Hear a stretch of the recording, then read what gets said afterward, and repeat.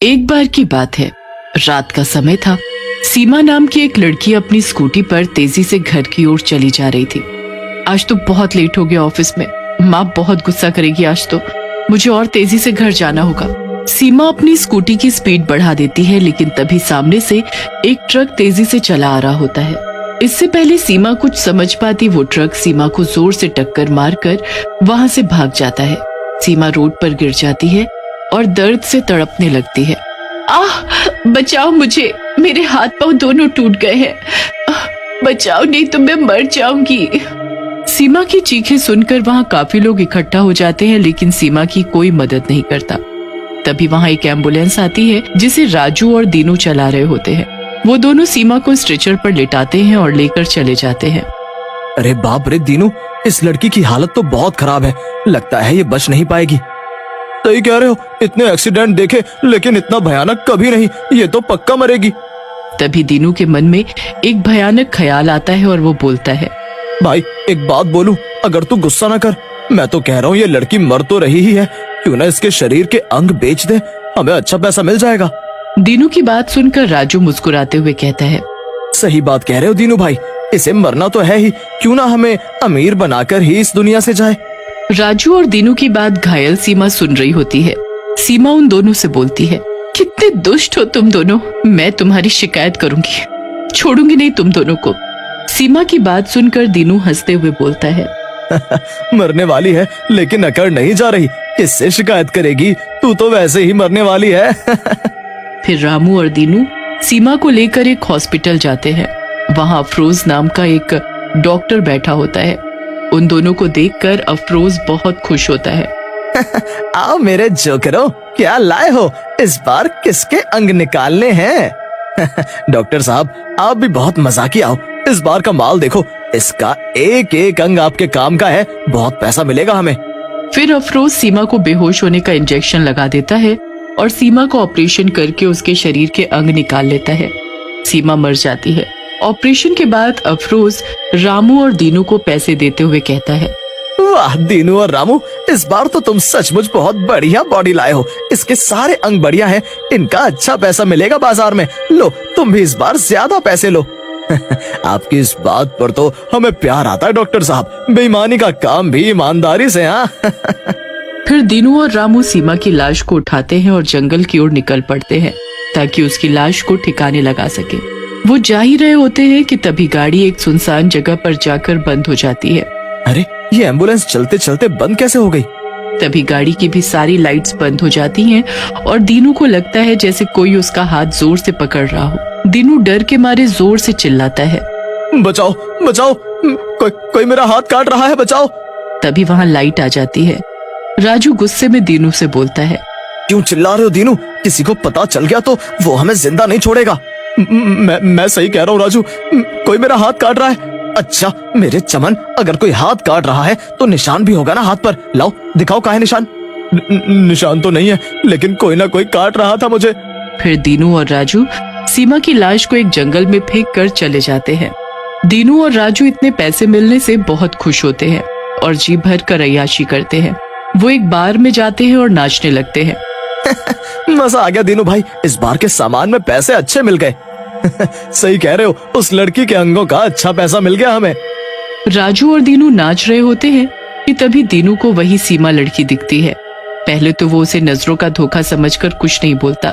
तभी दीनू को जोर से थप्पड़ लगता है और वो गिर जाता है। मत मारो मुझे माफ कर दो, मत मारो। दीनू की हालत देखकर बार में बैठे और लोग भी हंसने लगते हैं। राजू दीनू को वहां से लेकर उसके घर की तरफ भाग जाता है। दीनू तुम कुछ दिन आराम कर लो, लगता है काम करके थक गए हो, नहीं तो एक दिन पागल हो जाओगे। फिर राजू दीनू को घर में सुलाकर वहां से चला जाता है। दीनू सो रहा होता है, तभी उसके सपने में सीमा चुड़ैल के रूप में आती है और बोलती है, दुष्ट, मुझे मेरा दिल वापस दे, नहीं तो मैं तुझे जिंदा नहीं छोड़ूंगी। ऐसा कहकर सीमा दीनू का गला दबाने लगती है। दीनू उठ जाता है लेकिन उसे कोई नहीं दिखता। अगले दिन वो रात की सारी घटना राजू को बताता है, जिसे सुनकर राजू भी घबरा जाता है। दीनू तेरी बातें सुनकर तो मुझे भी डर लग रहा है, हमें डॉक्टर अफरोज से इस बारे में बात करनी चाहिए और सीमा के दिल को ढूंढना होगा। फिर राजू और दीनू डॉक्टर अफरोज से मिलने के लिए उसके हॉस्पिटल जाते हैं। लेकिन अफरोज के हॉस्पिटल के सामने बहुत भीड़ लगी होती है। अरे ये हॉस्पिटल के सामने इतनी भीड़ कैसी? क्या हुआ हॉस्पिटल में? कहीं अफरोज पकड़ा तो नहीं गया? राजू शुभ शुभ बोल, वो पकड़ा गया तो हम भी मरेंगे उसके साथ। पुलिस वाले बहुत मारते हैं भाई। फिर राजू और दीनू हॉस्पिटल के अंदर घुस जाते हैं। हॉस्पिटल में अफरोज की लाश पड़ी होती है और उसकी लाश में से दिल गायब होता है।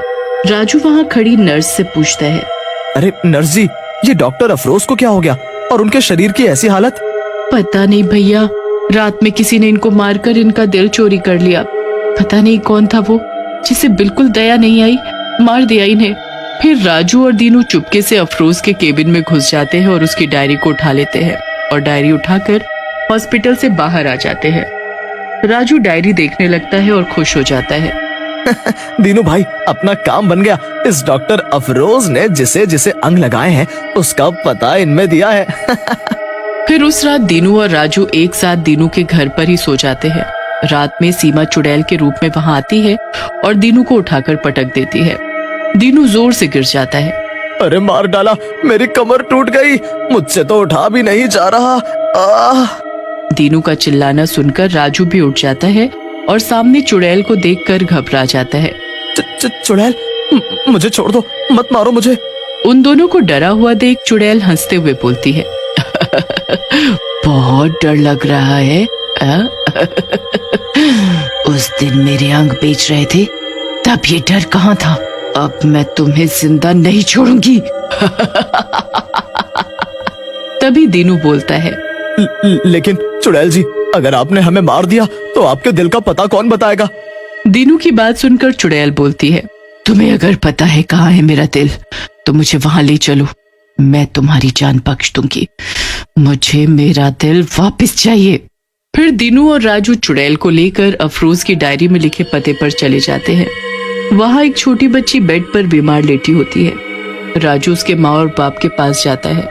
जी, अभी कुछ दिनों पहले यहाँ पर किसी का हार्ट ट्रांसप्लांट हुआ है, कौन है वो? लड़की के माँ बाप उस लड़की की तरफ इशारा कर बोलते हैं, जी मेरी बेटी अंजलि का हार्ट ट्रांसप्लांट हुआ है। भला हो उस लड़की का जिसने इसे अपना दिल दे दिया, नहीं तो मेरी प्यारी बच्ची मर जाती। तभी वहाँ चुड़ैल आ जाती है। चुड़ैल को देखकर लड़की के माता पिता घबरा जाते हैं। चुड़ैल लड़की के पास जाती है और उसे प्यार से छूते हुए बोलती है, अंजलि बेटी, तुम ठीक हो जाओगी, तुम चिंता मत करो, मेरे दिल की तुम्हें ज्यादा जरूरत है, अब ये दिल तुम्हारे पास ही रहेगा। ऐसा कहकर चुड़ैल उन दोनों की तरफ मुड़ती है और बोलती है, तुम दोनों ने बहुत गलत किया है, डॉक्टरी के पेशे को बदनाम किया है, तुम दोनों को इसकी सजा मिलनी चाहिए। ऐसा कहकर चुड़ैल दीनू और राजू को वहीं मार डालती है और अपने जादू से अंजलि को ठीक करके वहां से गायब हो जाती है।